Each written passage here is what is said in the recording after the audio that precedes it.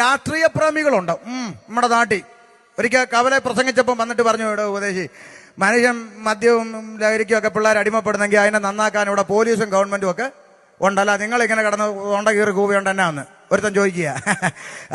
എൻ്റെ പൊന്ന് ചങ്ങാതി, മദ്യവും പിന്നെ ലഹരി എന്നൊക്കെ വിടുവിക്കാൻ ഗവൺമെന്റ്. ഞാൻ ചോദിക്കട്ടെ, ഈ കാട്ടാക്കടയിൽ നട്ടലുള്ള ഒരുത്തനുണ്ടെങ്കിൽ ഇങ്ങോട്ട് കയറി വന്ന് ഈ മൈക്കേക്കൂടെ ഒരു ഉത്തരം പറയാം, ചോദ്യം ചോദിക്കാം, ഉത്തരം പറ. ഈ കൊച്ചു കേരളത്തെ കുടിക്കാൻ കൊടുക്കുന്ന ആരാ? പറ. അതാത് ഗവൺമെന്റ്.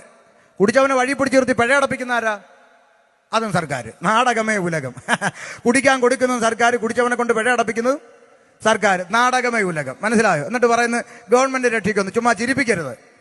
ഒരു സാധാരണ കൂലിപ്പണിക്കാരന്റെ ഒരു ദിവസത്തെ ജീവിതം എന്താണെന്ന് കാട്ടാക്കടക്കാർ ഇന്ന് വരെ ചിന്തിച്ചിട്ടുണ്ടോ? ഇല്ലെങ്കിൽ ഇത് കേട്ടോ, 2 മിനിറ്റ് തിരക്കുണ്ടെങ്കിലും കേട്ടോ. ഒരു കൂലിപ്പണിക്കാരൻ രാവിലെ ജോലിക്ക് പോകുന്നു, മേശരിപ്പണി കൊത്തപ്പണി പോകുന്നു, വൈകുന്നേരം വരെ അധ്വാനിക്കുന്നു, വൈകിട്ട് 1200 രൂപ ശമ്പളം മേടിച്ച് പോക്കറ്റിൽ തിരികുന്നു, കയ്യും കാലും മുഖവും കഴുകുന്നു, ഒറ്റ ഓട്ടം എവിടെ? ബിവറേജിലേക്ക്. തലേ തോർത്ത് വിട്ടുകൊണ്ട് മമ്മി നിൽക്കുകയാണ് കുപ്പിയെടുക്കാൻ. തൊട്ട് പുറകെ ഹെൽമെറ്റ് വെച്ചോണ്ട് മോൻ നിപ്പുണ്ട്, അത് പുള്ളി അറിയുന്നില്ല.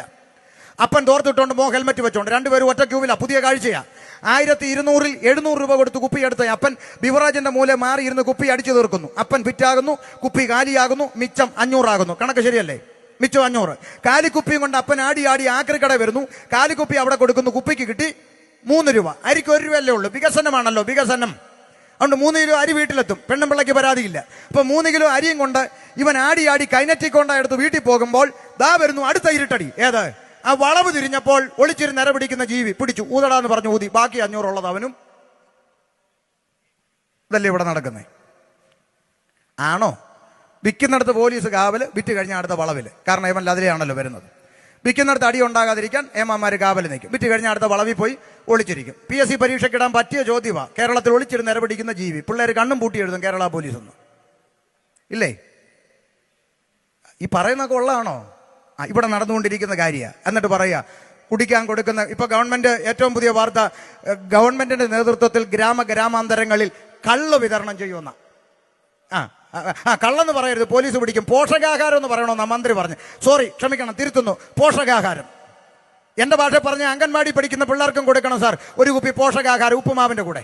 കാരണം 10-ലും 11-ലും ഒക്കെ വെട്ടും കുത്തും നടന്നൊക്കെ ഔട്ട് ഓഫ് ഫാഷനായി. ഇനി അംഗൻവാടി തൊട്ട് വെട്ടി തുടങ്ങട്ടെ. നശിക്കണമല്ലോ. അതുകൊണ്ട് ശ്രദ്ധിച്ചോ, ഇവിടെ നടക്കുന്ന ഭരണകൂട കോമരങ്ങളെല്ലാം മാറി മാറി മാറി വരുന്ന ഭരണകൂട കോമരങ്ങളെല്ലാം അവരുടെ 2-3 തലമുറയ്ക്ക് ജീവിക്കാൻ കഴിയുന്നത് ഉണ്ടാക്കിയിട്ടിട്ട് കളം വിടണമെന്നതിന്റെ അപ്പുറത്ത് ഇവിടെ പൊതുജനത്തെ കുറിച്ചോർത്ത് ഭരിക്കുന്ന വേദനിക്കുന്ന ഭരണകൂടമൊന്നും ഇവിടെ ഇല്ല.